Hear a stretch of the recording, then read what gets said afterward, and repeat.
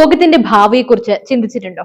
സാങ്കേതിക വിദ്യ, സുരക്ഷ, ആഗോളാരോഗ്യം, ഭീകരവാദ വിരുദ്ധ പോരാട്ടം, ഈ നിർണായക മേഖലകളിൽ ഇന്ത്യ ലോകത്തിന് നേതൃത്വം നൽകിയാൽ എങ്ങനെ ഉണ്ടാകും? കഴിഞ്ഞ കുറച്ച് ദിവസങ്ങളായി ലോകമെമ്പാടുമുള്ള മാധ്യമങ്ങളെല്ലാം തന്നെ ഒറ്റൊരു ചോദ്യം മാത്രമാണ് ചർച്ച ചെയ്യുന്നത്. നരേന്ദ്രമോദി ലോകത്തിന്റെ നയതന്ത്ര ഭൂപടത്തിൽ ഒരു കൊടുങ്കാറ്റായി മാറിക്കൊണ്ടിരിക്കുകയാണ്. G20 ഉച്ചകോടിയിൽ മോദി അവതരിപ്പിച്ച 4 മെഗാ പദ്ധതികളും അതിലുപരി 3 വൻകരകളെ കോർത്തിണക്കിക്കൊണ്ടുള്ള ഒരു പുതിയ സഖ്യവും നമ്മുടെ ലോകക്രമത്തെ തന്നെ മാറ്റിമറിക്കാൻ പോവുകയാണ്. സാങ്കേതിക വിദ്യയുടെയും ശുദ്ധ ഊർജത്തിന്റെയും ഭാവി നിയന്ത്രിക്കാൻ പോകുന്ന ഈ നിർണായക കൂട്ടായ്മയുടെ യഥാർത്ഥ ലക്ഷ്യം എന്താണ്? ഇന്ത്യയുടെ തന്ത്രപരമായ നീക്കങ്ങൾ ലോകത്തിന് മുന്നിൽ തുറന്നു കാട്ടുന്ന ഒരു ഇൻസൈഡർ റിപ്പോർട്ടാണ് നിങ്ങൾക്ക് ഇവിടെ കാണാൻ കഴിയുന്നത്. നമ്മൾ കാത്തിരുന്ന ആഗോള ശക്തിയായി ഇന്ത്യ വളരുകയാണോ? കഴിഞ്ഞ ദിവസം പ്രധാനമന്ത്രി നരേന്ദ്രമോദി എക്സിലൂടെ നടത്തിയ പ്രഖ്യാപനം ഒരു സാധാരണ നയതന്ത്ര നീക്കമായിരുന്നില്ല.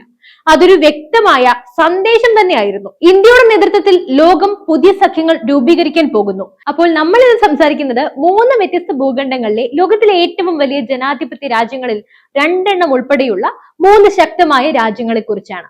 Australia, Canada, India. സാങ്കേതിക വിദ്യ നവീകരണം, ശുദ്ധ ഊർജം, അതുപോലെ തന്നെ നിർമ്മിത ബുദ്ധി തുടങ്ങിയ മേഖലകളിൽ സഹകരണം ശക്തിപ്പെടുത്തുന്നതിനാണ് ഈ കൂട്ടായ്മ പ്രവർത്തിക്കുക. ഇതൊരു സാധാരണ വാണിജ്യ കരാറല്ല, ഇത് തന്ത്രപരമായ ഒരു നീക്കമാണ്.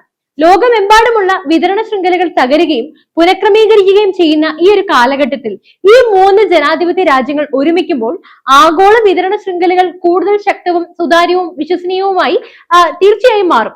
ഇന്ത്യയെ ഒരു വിശ്വസ്ത പങ്കാളിയായി ലോകം എങ്ങനെ കാണുന്നു എന്നതിന്റെ ഏറ്റവും വലിയ തെളിവാണിത്. മോദി വ്യക്തമാക്കിയതുപോലെ തന്നെ ഈ കൂട്ടായ്മയുടെ കാതൽ എന്ന് പറയുന്നത് നൂതന സാങ്കേതിക വിദ്യയാണ്.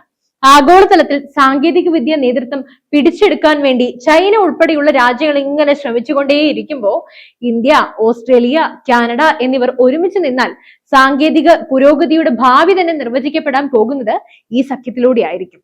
ഏറ്റവും പ്രധാനമായിട്ട് നമ്മളിവിടെ പറയേണ്ടത് ഈ പുരോഗതി ഭാവി തലമുറകൾക്ക് പ്രയോജനകരമാകുമെന്നാണ്. ഉറപ്പാക്കാൻ ഈ 3 രാജ്യങ്ങളും പ്രതിജ്ഞാബദ്ധരാണ്. നമുക്ക് മോദിയുടെ വാക്കുകൾ ഒന്ന് ശ്രദ്ധിക്കാം. മെച്ചപ്പെട്ട ഒരു ഭാവി ഉറപ്പാക്കാൻ വേണ്ടി ഒരുമിച്ച് പ്രവർത്തിക്കാൻ ഞങ്ങൾ ആഗ്രഹിക്കുന്നു. ഇത് കേവലം ഒരു സൗഹൃദ കൂട്ടായ്മയല്ല, മറിച്ച് സുസ്ഥിരവും സുരക്ഷിതവുമായിട്ടുള്ള ആഗോള ഭാവി ലക്ഷ്യമിട്ടുള്ള ഒരു ശക്തമായ സഖ്യമാണ്. ഇന്ത്യയുടെ നയതന്ത്ര വിപ്ലവത്തിന്റെ തുടക്കമാണിത്.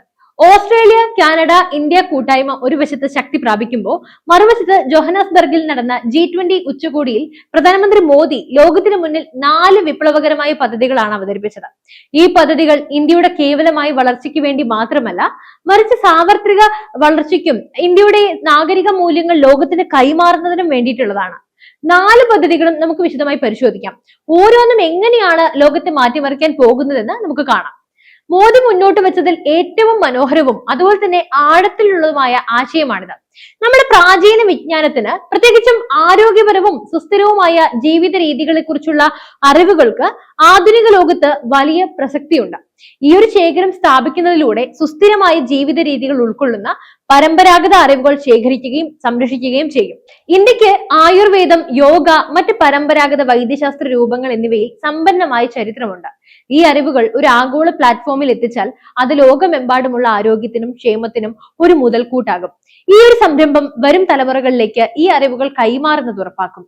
മോദി ഇവിടെ ലോകത്തിന് നൽകുന്നത് വെറും അറിവല്ല, മറിച്ച് നൂറ്റാണ്ടുകളുടെ വിവേകമാണ്.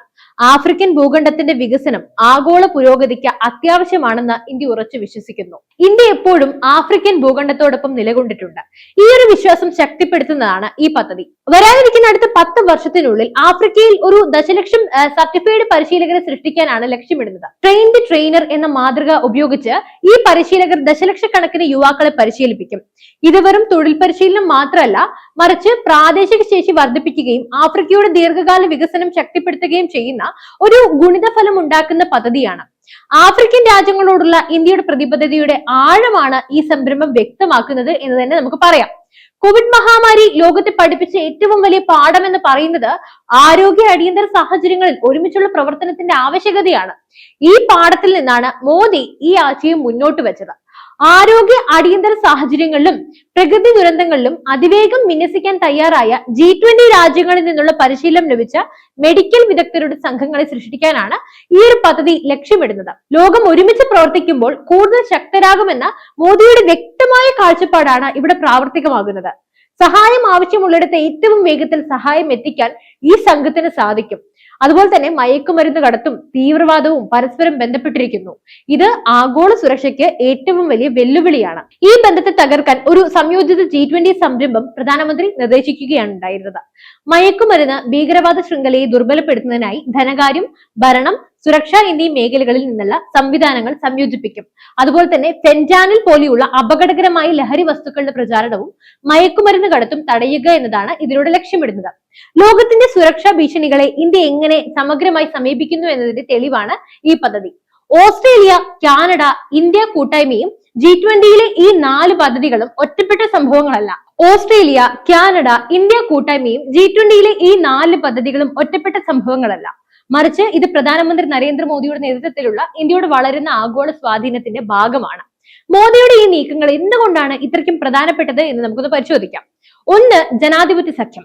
3 വലിയ ജനാധിപത്യ രാജ്യങ്ങളെ സാങ്കേതിക വിദ്യ രംഗത്ത് ഒരുമിപ്പിക്കുന്നത് ഈ മേഖലയിലെ സ്വേച്ഛാധിപത്യ സ്വാധീനങ്ങൾ ചെറുക്കാനായി സഹായിക്കും. അതുപോലെ തന്നെ രണ്ടാമത്, വികസനത്തിന്റെ ശബ്ദമാണ്. G20 പോലെയുള്ള ആഗോള വേദികളിൽ ആഗോള വളർച്ച ലക്ഷ്യമിട്ടുള്ള പ്രത്യേകിച്ചും ആഫ്രിക്കൻ ഭൂഖണ്ഡത്തെ ഉൾക്കൊള്ളുന്ന പ്രായോഗികമായ പദ്ധതികൾ അവതരിപ്പിക്കാൻ ഇന്ത്യക്ക് കഴിയുന്നു എന്നത് നിസ്സാര കാര്യമൊന്നുമല്ല. അതൊരു വലിയ കാര്യം തന്നെയാണ്. അത് പ്രശംസനീയമാണ്. ഇനി 3, സാംസ്കാരിക കൈമാറ്റം, പരമ്പരാഗത വിജ്ഞാന ശേഖരം. അതായത് ഈ ഒരു ആശയം ഇന്ത്യയുടെ മൃദുശക്തിയെ അഥവാ സോഫ്റ്റ് പവറിനെ ലോകമെമ്പാടും വ്യാപിപ്പിക്കും. ഇനി 4, സുരക്ഷാ നേതൃത്വം. മയക്കുമരുന്ന്, തീവ്രവാദ ബന്ധങ്ങൾക്കെതിരായ സംരംഭം ആഗോള സുരക്ഷാ പ്രശ്നങ്ങളിൽ നേതൃത്വം ഏറ്റെടുക്കാനുള്ള ഇന്ത്യയുടെ സന്നദ്ധതയാണ് സൂചിപ്പിക്കുന്നത്. ഇന്ത്യ വെറും ഒരു പ്രാദേശിക ശക്തി എന്ന നിലയിൽ നിന്നും ആഗോള പ്രശ്നങ്ങൾക്ക് പരിഹാരം കാണുന്ന ഒരു നേതാവായി മാറിക്കൊണ്ടിരിക്കുകയാണ്. അത് നമ്മളിവിടെ പറഞ്ഞേ തീരൂ. ഈ ഒരു ഓരോ നീക്കവും ലോകരാജ്യങ്ങളെ ഇന്ത്യയിലേക്കും ആകർഷിക്കുകയും അതുപോലെ തന്നെ വിശ്വഗുരു എന്ന പദവിയിലേക്ക് ഇന്ത്യയെ കൂടുതൽ അടുപ്പിക്കുകയും ചെയ്യുന്നു. ഇന്ത്യയുടെ വർദ്ധിച്ചു വരുന്ന ഈ സ്വാധീനം നമ്മൾ ഓരോരുത്തർക്കും അഭിമാനിക്കാൻ വക നൽകുന്ന ഒന്ന് തന്നെയാണ്. ഓസ്ട്രേലിയ, കാനഡ, ഇന്ത്യ ഈ ത്രിരാഷ്ട്ര കൂട്ടായ്മ ഭാവിയിലെ സാങ്കേതിക ലോകത്തിന്റെ ഗതി നിർണ്ണയിക്കുമോ? G20യിലെ മോദിയുടെ 4 വിഷൻ പ്രൊജക്ടുകൾ ലോകത്തെ എങ്ങനെയാണ് മാറ്റിമറിക്കുക? നരേന്ദ്രമോദിയുടെ ഈ വൻ നീക്കങ്ങളെ നിങ്ങൾ എങ്ങനെ നോക്കിക്കാണുന്നു? ഈ ഒരു പുതിയ കൂട്ടായ്മ ഇന്ത്യക്ക് എത്രത്തോളം പ്രയോജനകരമാകും? G20യിലെ ഏത് പദ്ധതിയാണ് ലോകത്തിന് ഏറ്റവും കൂടുതൽ ആവശ്യം? നിങ്ങൾ കരുതുന്നത്? നിങ്ങളുടെ അഭിപ്രായങ്ങൾ തീർച്ചയായും കമന്റ് ബോക്സിൽ രേഖപ്പെടുത്തുക. മറ്റൊരു വിഷയവുമായി വീണ്ടും എത്തുവരെ നന്ദി.